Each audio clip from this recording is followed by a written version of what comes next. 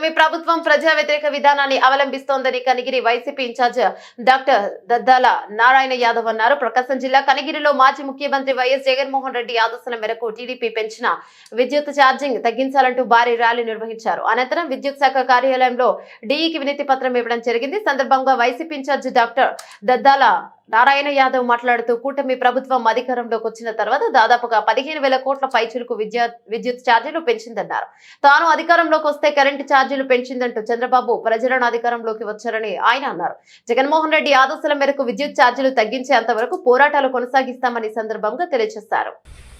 Registration ఫీజులు కూడా పెంచుతున్నామని చెప్పి, అలాగే 6 నెలల నుంచి ప్రతి ఒక్క పథకాన్ని కూడా ఆపేసి వాళ్ళు డైవర్ట్ పాలిటిక్స్కు అలవాటు పడి ఈ విధంగా చేస్తూ సోషల్ మీడియా కేసులు, అలాగే విద్యుత్ ఛార్జీలు, రిజిస్ట్రేషన్ ఫీజులు ఇంకా ఇలాంటి చేస్తూ పోతున్నటువంటి ప్రభుత్వం కూటమి ప్రభుత్వం. ఈ కూటమి ప్రభుత్వాన్ని రేపు భవిష్యత్తులో వైఎస్ఆర్ కాంగ్రెస్ పార్టీ శ్రేణులు అలాగే ప్రజలు వీళ్ళు కాలయాపన చేస్తున్నటువంటి ప్రతి విషయాన్ని గమనించి రేపు